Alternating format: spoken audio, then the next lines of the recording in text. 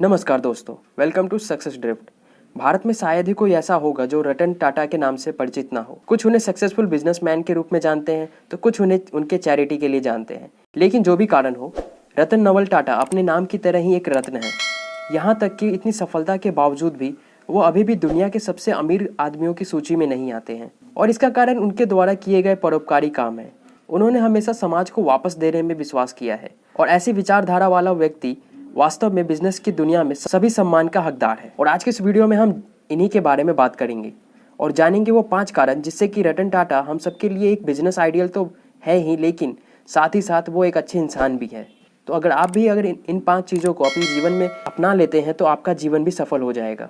तो चलिए जानते हैं पहला कारण जीवन में छोटी और स्थिर शुरुआत की। भले ही रतन टाटा का जन्म भारत के सबसे पॉश परिवार में हुआ हो, लेकिन उन्होंने कभी भी पैसे और शक्ति अपने परिवार से नहीं ली और एक आम आदमी की तरह ही अपनी करियर की शुरुआत की। और 1959 में उन्होंने कार्नेल यूनिवर्सिटी से आर्किटेक्चर की डिग्री प्राप्त की और हार्वर्ड यूनिवर्सिटी से मैनेजमेंट का कोर्स किया। और उसके बाद 1962 में रतन टाटा ने टाटा ग्रुप में अपना करियर शुरू किया और टिस्को में एक वर्कर के रूप में काम करने लगे। टिस्को यानी कि टाटा आयरन स्टील कंपनी। वे लगभग 10 वर्षों तक कठिन काम किया उन्होंने। उसके बाद उन्हें नेल्को यानी कि नेशनल रेडियो और इलेक्ट्रॉनिक कंपनी लिमिटेड के डायरेक्टर इन चार्ज के रूप में नियुक्त किया गया। उन्होंने एक बेहतर उपभोक्ता इलेक्ट्रॉनिक्स बनाने की दिशा में काम किया और 1991 में रतन टाटा को टाटा ग्रुप ऑफ कंपनी के डायरेक्टर के रूप में नियुक्त कर दिया गया। उन्होंने अपने पिता की कंपनी में बहुत ही बुनियादी नौकरी से शुरुआत की और आज वह बिलियन डॉलर की कंपनी के मालिक हैं।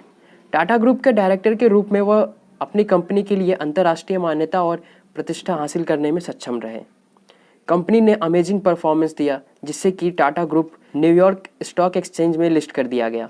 और रतन टाटा के ही डायरेक्शन में टाटा ग्रुप ने Tetley tea, Jaguar, Land Rover, Corus सहित कई कंपनियों का अधिग्रहण किया और टाटा को एक ग्लोबल ब्रांड बना दिया। दूसरा कारण, असफलता को भी इनाम देना।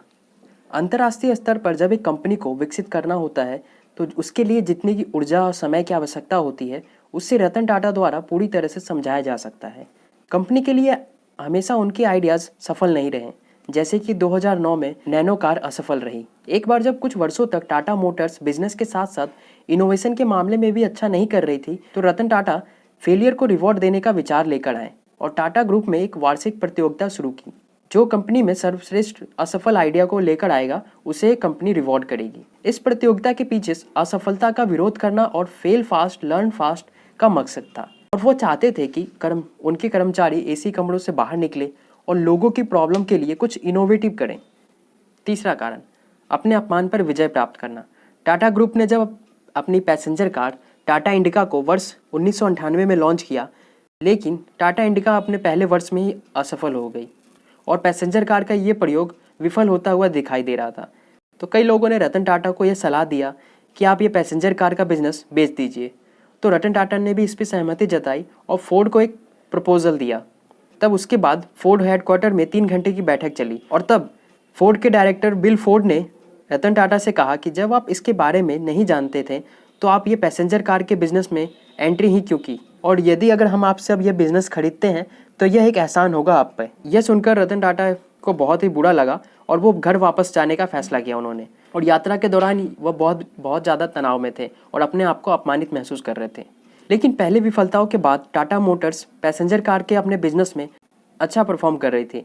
उसी दौरान फोर्ड की कंपनी का बहुत बुरा हाल हो गया था। 2008 में जब फोर्ड दिवालिया होने की राह पर आ गया था, तब टाटा ग्रुप ने फोर्ड को अपनी luxury car brand Jaguar Land rover को खरीदने की पेशकश की। तो फोर्ड मीटिंग के लिए मुंबई पहुंचे। बैठक में बिल फोर्ड ने रतन टाटा से कहा कि आप जैगुआर और लैंड रोवर को खरीदकर हमारे लिए बहुत बड़ा उपकार कर रहे हैं। और उसके बाद जैगुआर और लैंड रोवर अब टाटा ग्रुप के ऑनरशिप में है और वर्तमान में प्रॉफिट कमा रही है। चौथा कारण है देशभक्ति दिल से। 21वीं सदी में हुई सबसे भयावह घटना 26/11 मुंबई आतंकवादी हमला था।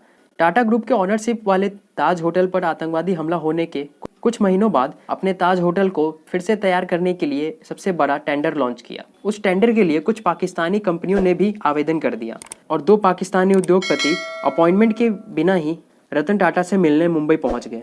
कुछ घंटों तक उन्होंने इंतजार किया। रतन टाटा ने उन्हें संदेश भिजवाया कि वो व्यस्त है और वो बिना अपॉइंटमेंट के किसी से नहीं मिल सकते हैं। तो इन उद्योगपतियों ने दिल्ली जाकर कांग्रेस के एक मंत्री से अपॉइंटमेंट बुक करने को कहा, जिस पर रतन टाटा ने उस मंत्री से जो कहा कि आप बेशर्म हो सकते हैं लेकिन मैं नहीं हूँ, और फ़ोन को कट कर दिया। कुछ महीनों बाद जब पाकिस्तानी सरकार ने टाटा सुमो को पाकिस्तान में आयात करने की मांग की तो रतन टाटा ने पाकिस्तान के लिए एक भी वाहन भेजने से इनकार कर दिया। यह उनकी मातृभूमि के लिए सम्मान और प्यार को दिखाता है। उन्होंने देश को पैसे और बिजनेस के ऊपर रखा। यही मुख्य कारण है कि हम सभी रतन टाटा को किसी अन्य बिजनेसमैन से अधिक ज़्यादा पसंद करते हैं। पांचवा कारण है परोपकारी। रतन टाटा केवल ना एक फेमस बिजनेसमैन है बल्कि वो एक बहुत बड़े परोपकारी भी हैं। उनके इनकम के हिस्से का 65% से भी अधिक पैसा चैरिटेबल ट्रस्ट में जाता है और वो कभी भी डोनेशन देने में पीछे नहीं रहते हैं।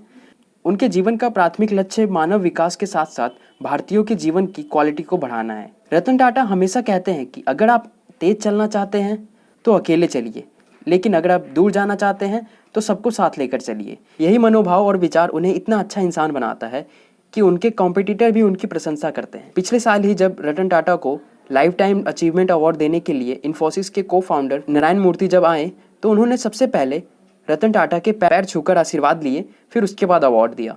कुछ ऐसा व्यक्तित्व है रतन टाटा का। सच में रतन टाटा एक रत्न है। तो आज के इस वीडियो में इतना ही।